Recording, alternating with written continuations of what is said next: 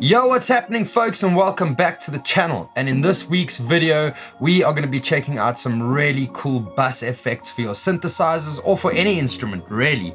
In the example of today's video, I'm using a synthesizer. I was busy working on a track this morning and I had this big pluck synth going on, and I applied these techniques on my bus and it really gave me an awesome result. So stick around and we're going to get into that. But before we roll the intro, guys, please remember to go and hit the subscribe button, ring the bell for instant notifications, and head on down and leave a comment down below for the algorithm.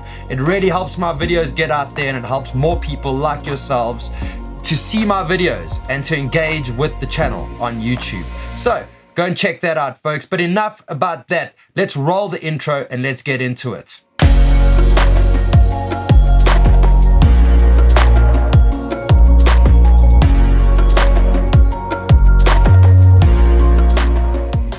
So like I said before, this morning I was busy working on a track and I started applying these techniques to my effects bus, and it really made a huge difference. Let's get into the project and let's listen to the little piece of music that I am working on, and then I will A/B the bus effect and then show you guys exactly what I did to achieve the outcome that you guys are going to hear. So let's get into the project and let's have a listen.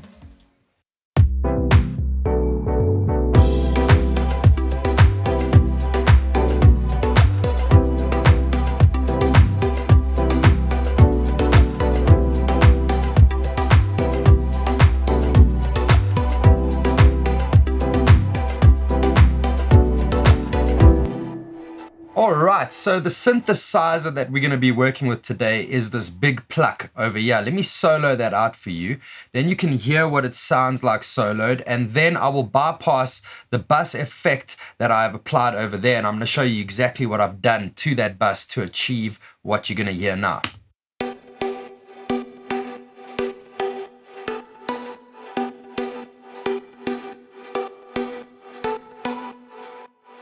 Okay, so if I bypass that bus effect, you'll hear it sounds a little bit different.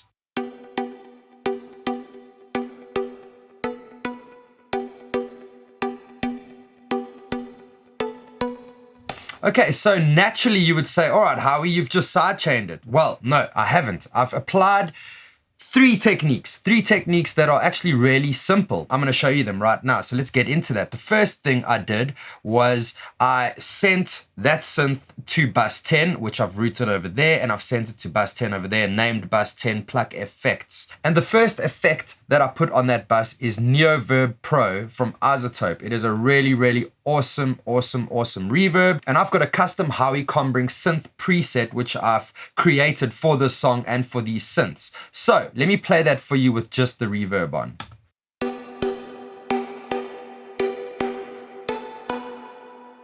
And if I bypass that reverb,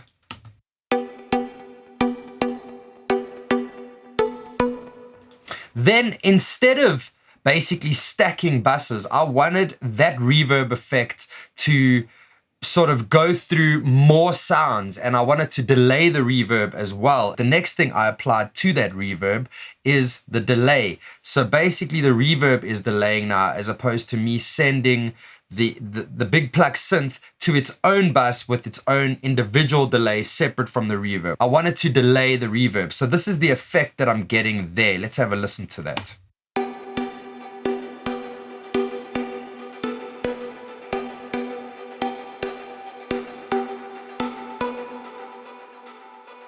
So what I've done to this delay is I've applied a quarter note dotted delay, and I've made it ping pong so that it really accentuates the stereo field and creates a bit of trip in your left and your right ears. I've got the mix set to 66% over 34% in this Native Instruments replica delay, which is a really nice delay, and I've got my feedback set to 46.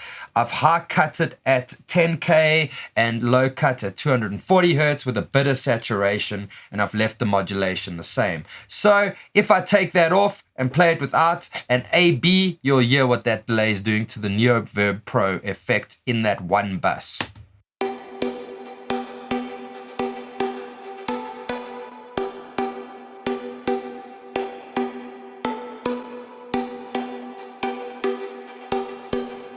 So it really just adds a bit of rhythm to your left and your right ears for the stereo field. But then I found if I play that alone with the track, it felt a little bit square and it wasn't quite sitting in the pocket for me. And I don't know, it just wasn't achieving what I wanted to hear out of this drop. So let's have a listen to it without the last effect that I applied to that bass.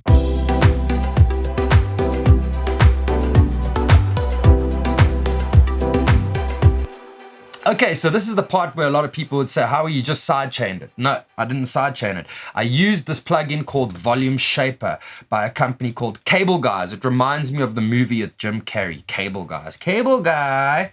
But anyway, so what Volume Shaper is, it is kind of like a quick fix sidechaining plugin where you can duck your signal to create that sidechain feel. So all I've done is on the upbeats, I've ducked it at 100%, so it's really hard and it's coming up on all those ands. 1 and 2 and 3 and 4 and it's sitting just behind the beat a little bit. So let's have a listen to the whole pattern with that rhythm going on.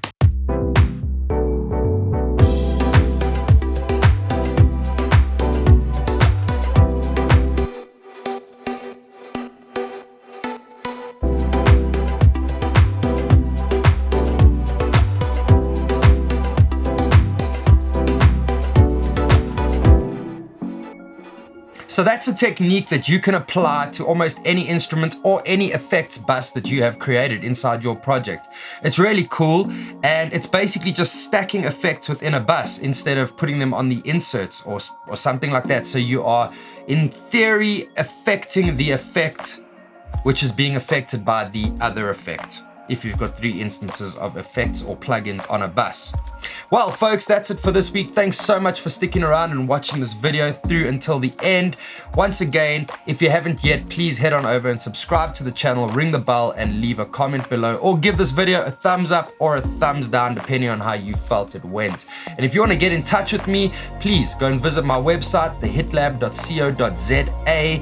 Drop me a message over there, get in touch, and let's figure out how we can work together.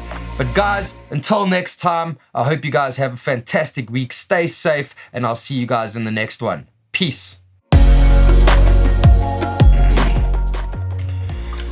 Let's roll the intro and let's get into it. I feel like a stuck record half the time. That's why I like live streaming, because live streaming hasn't got any of that on. Anyway.